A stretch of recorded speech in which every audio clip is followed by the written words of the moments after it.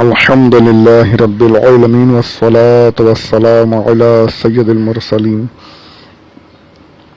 أما بعد فأعوذ بالله من الشيطان الرجيم بسم الله الرحمن الرحيم الصلاة والسلام عليك يا رسول الله وعلى آلك وصحابك يا حبيب الله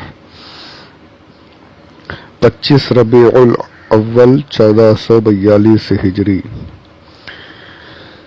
12 نومبر 2020 یوم الخمیس جمعرات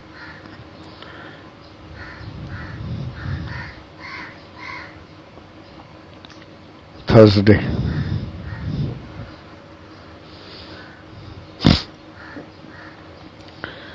پارہ پہلا سورت دوسری الف لام میم اور سورۃ البقرہ اس کی آیت نمبر 22۔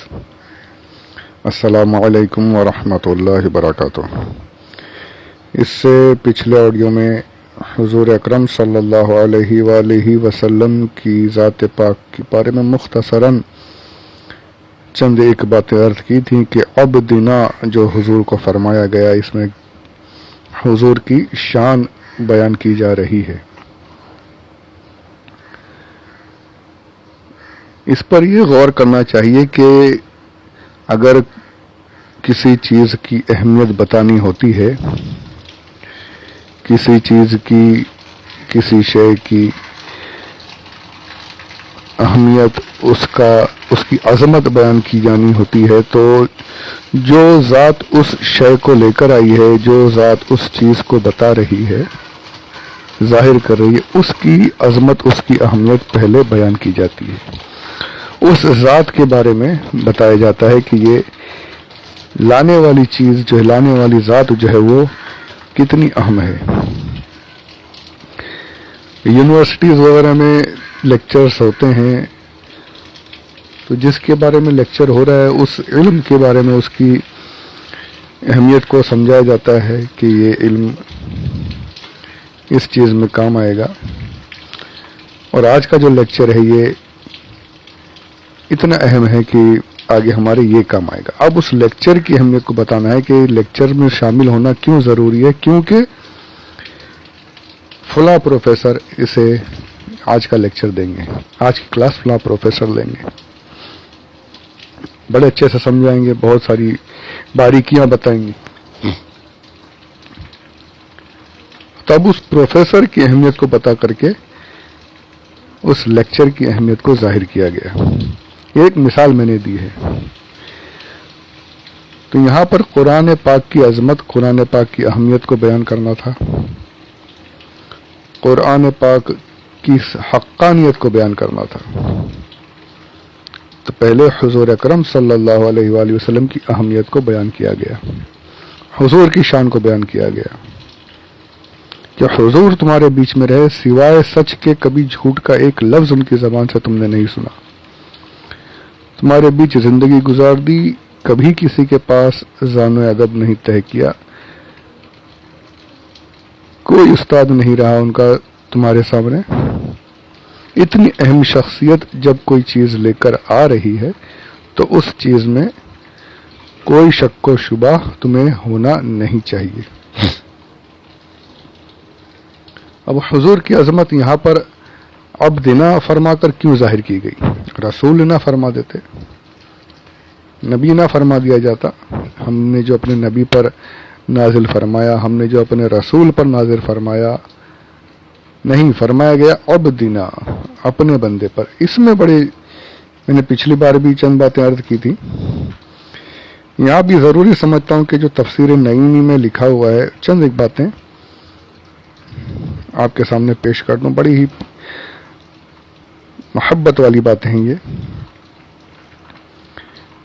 لکھتے ہیں کہ جو عبدنا فرمایا گیا، اس میں بھی کفار عرب کے دوسرے شبہ کا ذکر ہے۔ کفار عرب کہتے تھے کہ کلام الہی کسی بندے خاص کر انسان اور خاص کر محمد صلی اللہ علیہ وآلہ وسلم پر جیسی ذات پر نہیں آنا چاہیے۔ دیکھیے ان کا اعتراض کیا ہو گیا یعنی بس نہیں ماننے کے بہانے بنائے تھے انہوں نے. وہ کیا کہتے تھے کہ محمد تو ہمارے بیچ میں رہے، نہ پیسہ ہے، نہ ان کی مال و دولت ہے، نہ گھر بار اتنا عالیشان ہے.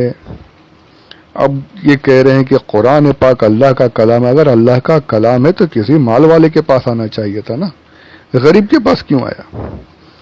کسی شہرت مند کے پاس آنا چاہیے، کسی سردار کے پاس آنا چاہیے تھا. یہ غریب کے پاس، پہلے تو کہتے کہ انسان کے پاس آنا ہی نہیں چاہیے تھا. پھر یہ کہ اگر آیا بھی تو پھر ان کے پاس کیوں آیا؟ ان کے پاس تو کچھ ہے ہی نہیں. مال و دولت والے کے پاس آتا تو ہم مان بھی لیتے. یہ محمد صلی اللہ علیہ وآلہ وسلم کے پاس کیوں آ گیا؟ یہ ان کو ایک ڈاؤٹ اور تھا. کہتے کہ محمد جیسی ذات پر نہ آنا چاہیے جن کے پاس نہ مال، نہ دولت، نہ کسی سے علم حاصل کیا، نہ علماء کی صحبت میں رہے.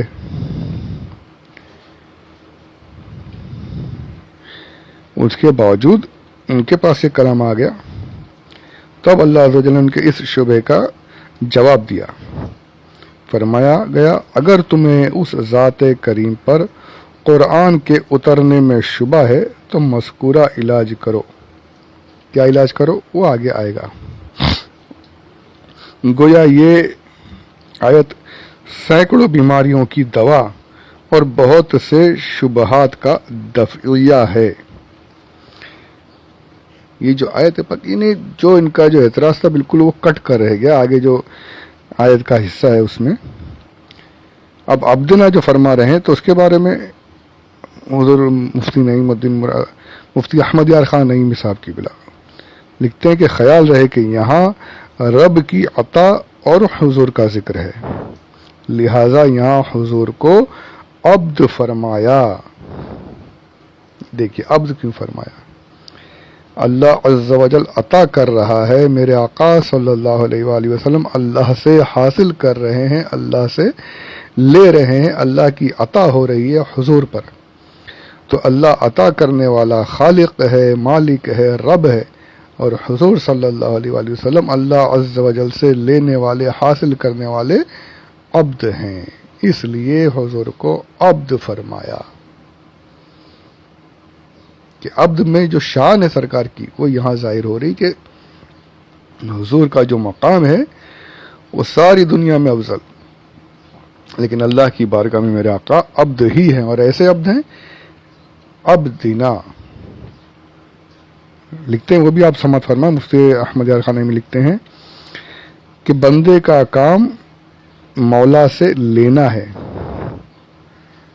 جہاں حضور کی عطا کا ذکر ہے وہاں حضور کو فرمایا رسول، آتاکم الرسول، یا فرمایا یا اغناہم اللہ ورسولہ.